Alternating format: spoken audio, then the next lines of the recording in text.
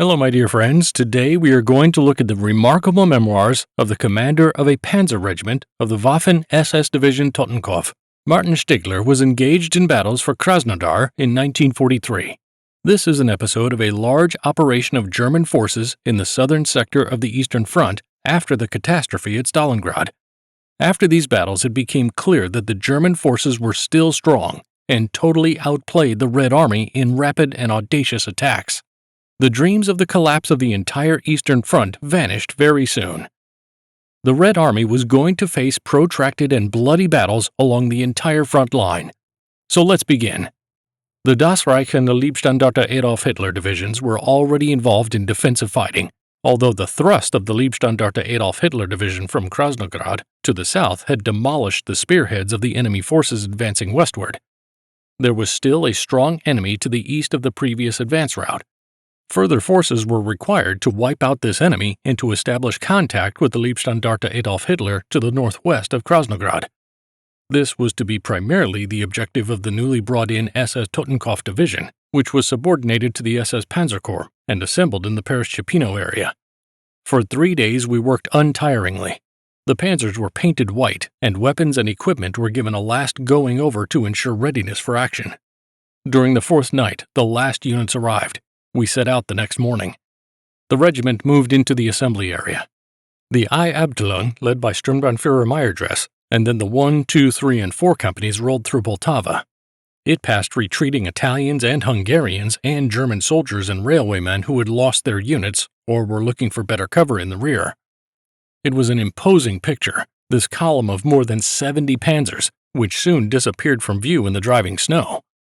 On February 20th, at the break of dawn, we began to get ready.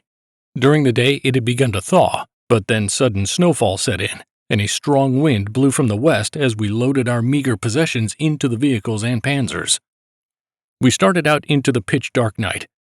Since our arrival in Russia, we had not experienced as strong a snowstorm as during that night. We could not see a meter ahead of the vehicles and panzers. The panzer crews sat on the track fenders and directed the drivers. Centimeters of snow covered the panzers and the overalls of the men. Melted snow ran down their backs. Occasionally we saw the glowing exhaust of the vehicle ahead, the only reference point for direction. The column had long since broken up. Individual panzers and supply vehicles drove through the ghostly night toward the new morning. When the new day began to dawn, the snowstorm was also over. We were in Karlovka, a larger village on the main road Poltava-Krasnograd. More hours passed before the company was able to make camp as a unit. Some of the panzers were out of service and had to be repaired by the mechanics, or, in the case of major damage, towed away. We set out again the next morning.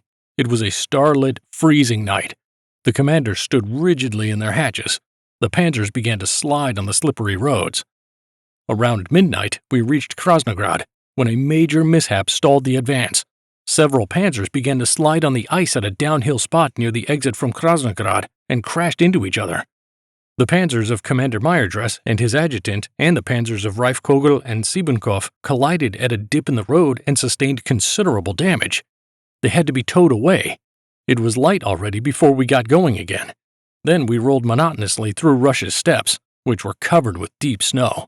If it had not been for the telephone poles on our right, we could not have known that we were following a road.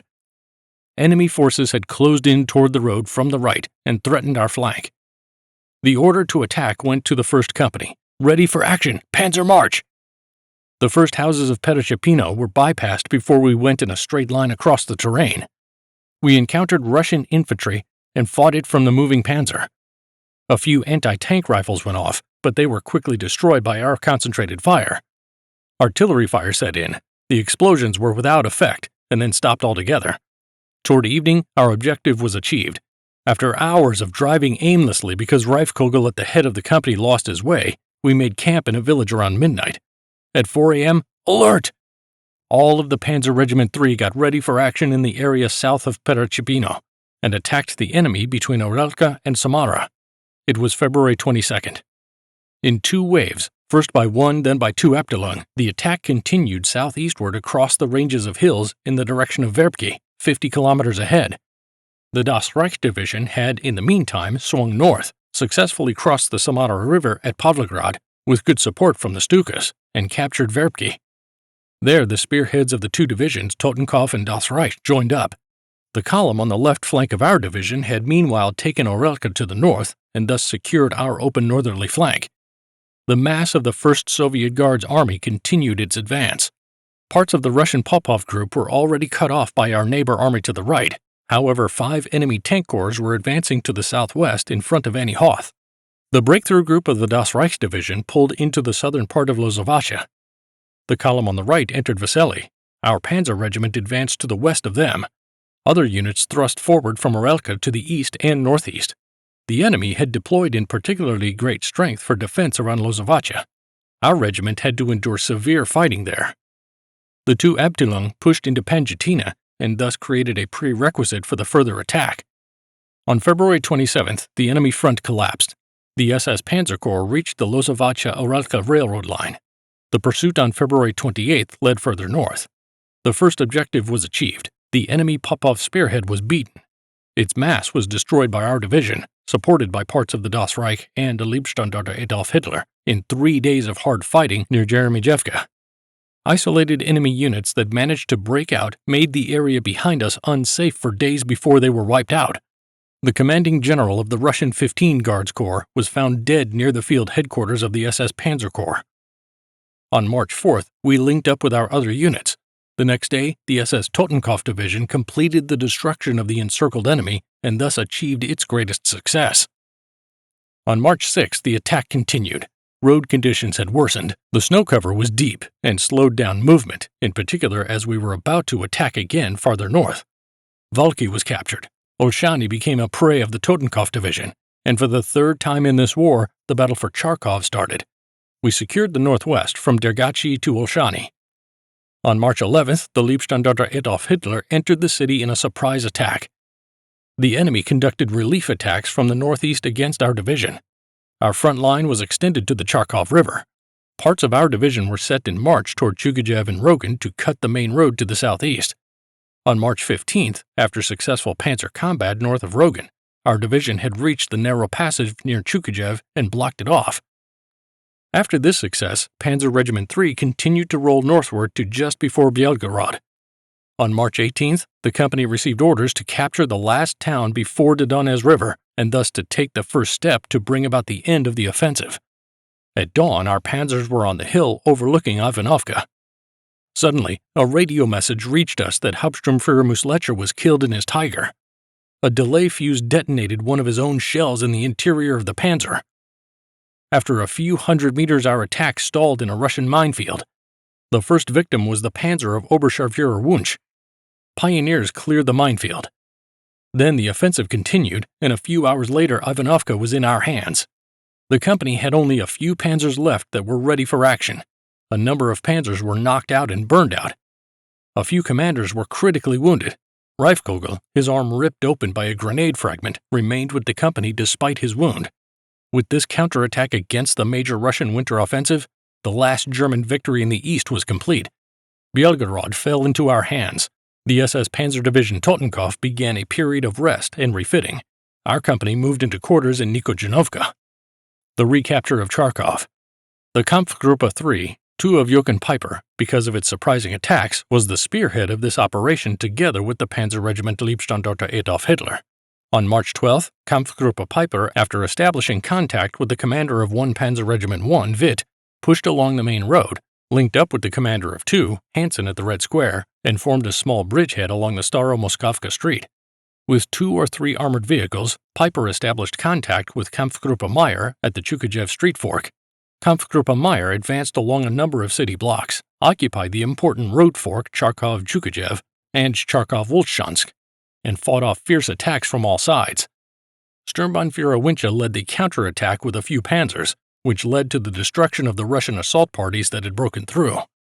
On March 13th, Kampfgruppe Piper expanded its bridgehead across the Charkov River so that the advance along the Staro-Moskva road to the east could take place at 12:30 p.m. On March 14th, the division Leibstandarte Adolf Hitler pushed forward in hard street fighting and cleared block after block of the enemy. At 4:45 p.m., the SS Panzer Corps received the report that the districts of Kachinivka, Plechenivki, Dryo to the agricultural experimental station Jevkarevka and Pidgorodny, which was all of downtown, had been taken and were firmly in our hands. With this, Kharkov was captured again.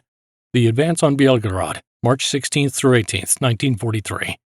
The recapture of Kharkov crowned an operation that finally made possible the closing of the 300-kilometer-wide gap created by the battle for Stalingrad and its consequences.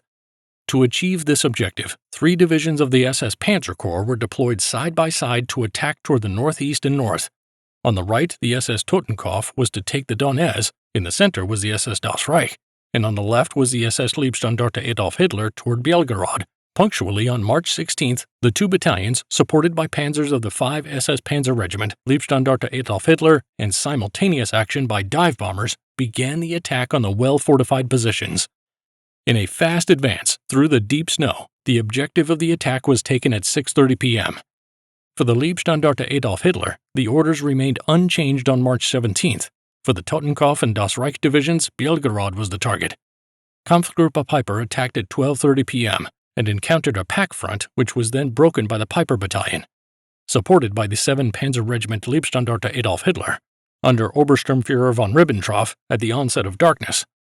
On March 18th at 4:15 in the morning, the reinforced Kampfgruppe Piper commenced combat reconnaissance against the enemy defensive line. The agreed Stück attack on the line began on time at 7 a.m. 10 minutes later, the Piper Battalion reported that it had broken through the line and was advancing on the Otradnij Heights. At 10 a.m., the Piper Battalion reached Krasnoja. On his own initiative, Sturmbannführer Piper ordered the advance to continue. At 11 a.m., Piper reported, "Spearhead at 8 kilometers southwest of Belgorod on main route. Russians retreating to the west. 2 tanks knocked out. Commander 111-2. At 12:10 p.m., Kampfgruppe Piper repelled a tank counterattack on Belgorod from the northwest, knocking out several tanks. It received orders to secure Belgorod West, including the northern exit for the night. The division Das Reich, together with the Deutschland Regiment, advanced from the south into the southern section of the city of Belgorod. In the evening of March 18th, the Panzer Corps stood in a line from the heights on the west to Murom, Nechievka, Bochkova, Borodok, Tovrovo defensive circle around Belgorod and secured the railroad to Kharkov to the west. During the night, the enemy continuously pushed against the positions near Belgorod North. In the early morning hours of March 19th, the 2 took over the security line of Kampfgruppe Piper. At 1:15 p.m., Kampfgruppe Piper, reinforced by the 7 Panzer Regiment Leibstandarte Adolf Hitler and 2 Tigers, advanced. At 3:35 p.m., it reopened tank combat with Russian tanks near Strelizkoja. There, 7 Russian tanks were knocked out without any losses of our own panzers, although one of our armored personnel carriers took a direct hit. The bridge at Strelizkoja was destroyed by the enemy, and the battalion returned to the eastern section for the night. On Piper's orders, Obersturmführer von Ribbentrop drove forward one more time to the burning armored vehicle to determine if surviving grenadiers could have been rescued. He could only collect paybooks and similar items as there were no survivors. The Totenkopf Division and Division Das Reich, with all their units, reached the Donez on March 19th, and they occupied all villages in the attack area. That is all for today. If this video was interesting for you, please feel free to give a like to support it. Also, remember to leave your opinion in the comments. Bye everyone, until next time.